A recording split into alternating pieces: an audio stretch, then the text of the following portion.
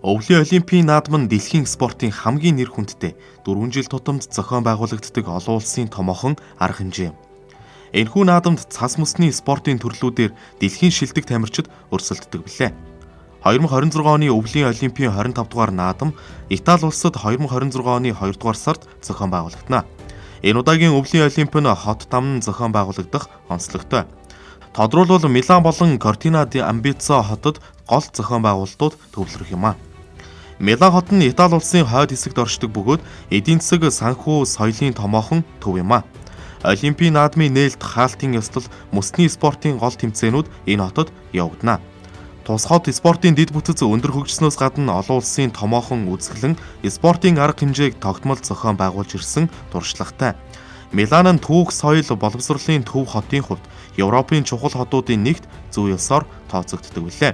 Харин Кортина ди Амбиццо хот нь Италийн Альпийн нуруунд байрладаг өвлийн спортын урт удаан түүхтэй уулын цаанын дэлхийн хэмжээний тэмцээнүүдийг удаадараа зохион байгуулж байсан туршлагатай хот юм а. Тус хот нь 1956 оны Өвлийн олимпийн тэмцээнүүдийг өмнө нь зохион байгуулж байсан түүхтэй бөгөөд уулын цаан болон цасны спортын тэмцээнүүд энд төвлөрч явагдах юм байна.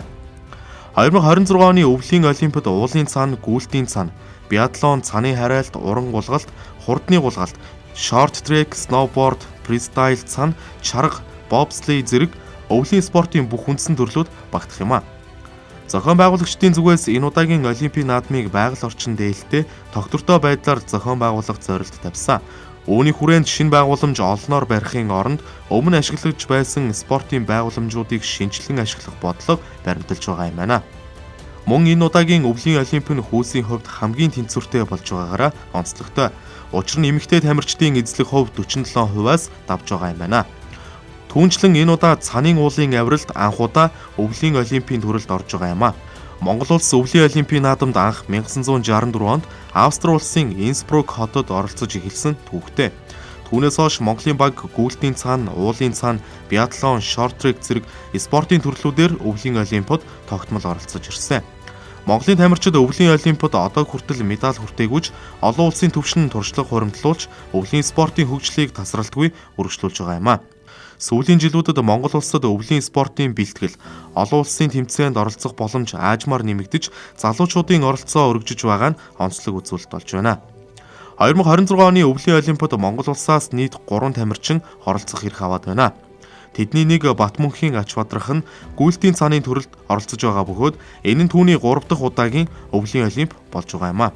Тэрээр 2018 онд 15 км-ийн зайд 93 дугаар байр эзэлж байсан бол 2022 онд энэ төрөлдөө 65 дугаар байр эзэлж байлаа.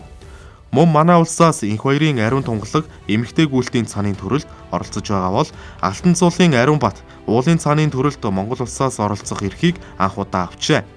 Хүн төрөлхтний эв найрамдлын бэлэг тэмдэг болсон Өвлийн 25 дугаар олимпийн наадмын үеэр Италийн Милан хотын загварын тайзнаа Монголын тамирчдын нээлт хаалтад өмсөх гоёлыг танилцуулсан байна.